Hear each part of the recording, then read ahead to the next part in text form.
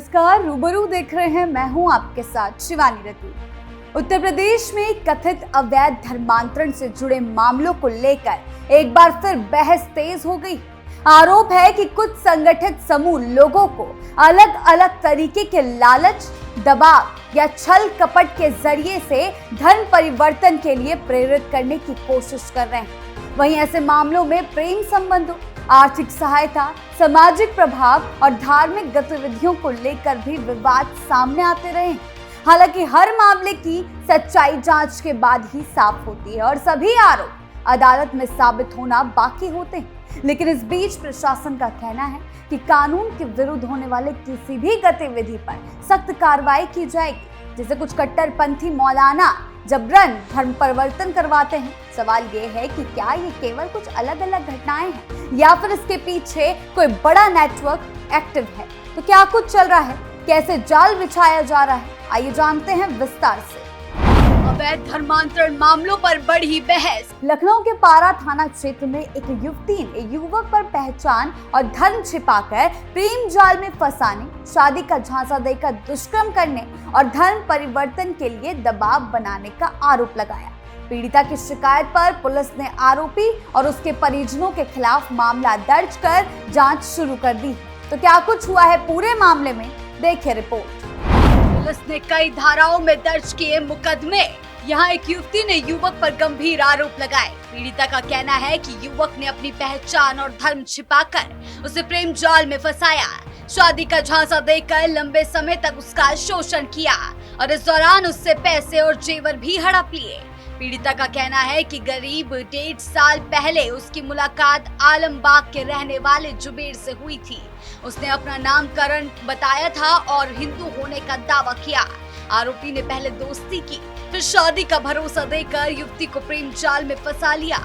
इस दौरान वो उसे अलग अलग जगहों पर ले गया और नशीला पदार्थ देकर खिलाकर दुष्कर्म किया।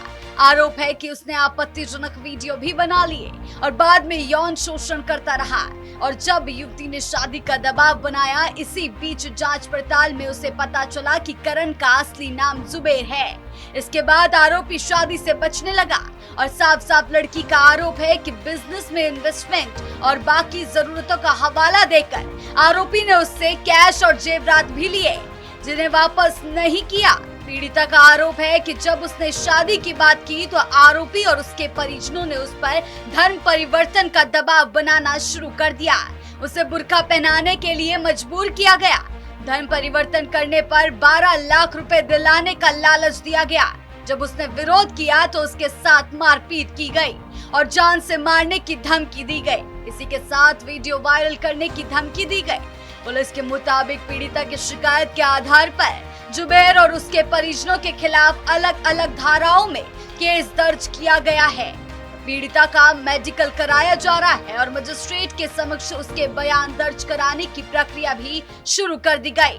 पुलिस का दावा है कि मामले के सभी पहलुओं से जांच की जा रही है और आरोपी के हर कदम को रोकने की पूरी कोशिश की जा रही है और जांच के बाद आरोपी को सलाखों के पीछे भेजा जाएगा।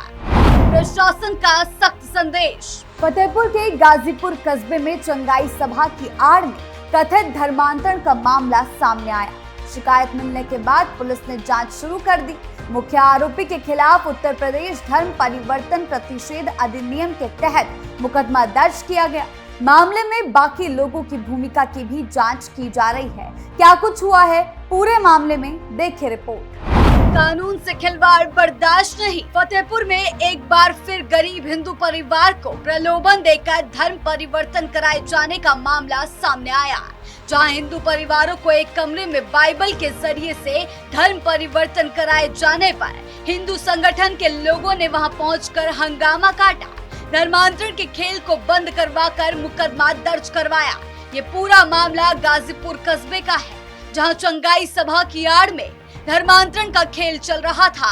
इस मामले की जानकारी मिलने पर बजरंग दल के कार्यकर्ताओं ने पुलिस को सूचना दी। सूचना पर पहुंची पुलिस ने मौके पर जांच पड़ताल की और वहां से बाइबल समेत धार्मिक साहित्य बरामद किया गया। आरोप है कि करीब 30 से ज्यादा गरीब हिंदू परिवारों के सदस्यों को ईसाई धर्म अपनाने के लिए प्रभावित करने की कोशिश की जा रही थी। पुलिस ने मामले को गंभीरता से लेते हुए मुख्य आरोपी सूरज गुप्ता के खिलाफ उत्तर प्रदेश विधि विरुद्ध धर्म संपरिवर्तन प्रतिषेध अधिनियम की धारा 3 एवं 5(1) के तहत मुकदमा दर्ज कर लिया है। पूरे प्रकरण की जांच में जुटी हुई है पुलिस और अन्य संबंधित लोगों की भी भूमिका खंगाली जा रही है। वहीं गाजीपुर थाना प्रभारी की माने तो जांच के आधार पर आगे की कार्रवाई की जाएगी। हिंदू संगठन के नेता धर्मेंद्र सिंह जनसेवक की माने तो ग्रामीण इलाकों में ईसाई मिशनरी बाइबल के जरिए से लोगों का ब्रेन वॉश कर उनका धर्म परिवर्तन कराकर बड़ी संख्या में धर्मांतरण करवाया जा रहा था। इसके पहले भी हजारों लोगों को ईसाई मिशनरी के द्वारा प्रलोभन देकर धर्म परिवर्तन कराया गया, जिस मामले में सबसे बड़ी कार्रवाई हुई जो देश में चर्चा का विषय बनी हुई थी। जबरन धर्मांतरण पर प्रशासन का सख्त संदेश। आज के समय में धर्म के नाम पर कुछ लोग समाज में गलत तरीके से खेल खेल रहे हैं। कुछ स्वार्थी लोग इसे अपने फायदे के लिए इस्तेमाल करने लगे। वो लोगों की भावनाओं को भड़काकर उन्हें आपस में लड़ाने की कोशिश करते हैं। कई बार धर्म के नाम पर नफरत फैलाकर राजनीति की जाती है ताकि लोगों का समर्थन आसानी से हासिल किया जा सके। आम जनता भावनाओं में बहकर सच और झूठ का फर्क नहीं समझ पाती और यही बात कुछ लोगों के लिए फायदा बन जाती है। नौकरी, प्यार, दवा ये इनका मेन हथियार है जिसके सहारे ये लोग ऐसे खेल रचते हैं और दूसरों के धर्मों को मजाक समझते हैं। इन सब हरकतों से उनके साथ खेल खेलते हैं, खिलवाड़ करते हैं। योगी प्रशासन ऐसे कट्टरपंथियों के खिलाफ एक्शन मोड में है। लगातार उनके खिलाफ एक्शन लिया जा रहा है और साफ कर दिया गया कि किसी के धर्म के साथ खेल बिल्कुल बर्दाश्त के बाहर है। किन किन मामलों के तहत, किन किन एक्शंस के तहत कार्रवाई हो रही है, देखें रिपोर्ट। प्रदेश में कानून व्यवस्था पर सख्ती। कुछ लोग धर्म का सहारा लेकर पैसे कमाने की कोशिश करते हैं। वो खुद को धर्म का बड़ा ज्ञानी या रक्षक बताकर लोगों का विश्वास जीतते हैं और फिर उनका गलत फायदा उठाते हैं। कई नकली बाबा, मौलवी या धर्मगुरु लोगों की कमजोरियों और परेशानियों का फायदा उठाकर उनसे पैसे ऐंठते हैं। लोगों को डर दिखाते हैं कि अगर उन्होंने उनकी बात नहीं मानी तो उनके जीवन में बहुत कुछ बुरा होगा। इस तरह धर्म जो इंसान को सही राह दिखाने के लिए था, उसे कुछ लोगों ने व्यापार और धोखे का साधन बना लिया। धर्म के नाम पर होने वाले इन खेलों का सबसे बड़ा नुकसान एकता पर पड़ा है। जब लोग धर्म के आधार पर बढ़ जाते हैं तब आपसी विश्वास कमजोर होने लगता है। बच्चे और युवा भी इस माहौल से प्रभावित हो रहे हैं। उनके मन में दूसरे धर्मों के प्रति गलत सोच पैदा हो रही है। किसी भी धर्म में जबरन धर्म परिवर्तन, धोखा या महिलाओं के सम्मान के साथ खिलवाड़ की इजाजत नहीं है। प्रेम जाल में फंसाकर नौकरी का झांसा देकर उन्हें धर्म परिवर्तन करने के लिए मजबूर किया जा रहा है। इसीलिए प्रशासन की जिम्मेदारी है कि हर शिकायत की निष्पक्ष जांच हो और दोषियों को सख्त से सख्त सजा मिले ताकि समाज में कानून पर लोगों का भरोसा बना रहे। और योगी सरकार ऐसे मामलों में सख्ती से पेश आ रही है। सरकार धर्मांतरण और संगठित अपराध से जुड़े मामलों में लगातार सख्त कार्रवाई करती नजर आ रही है।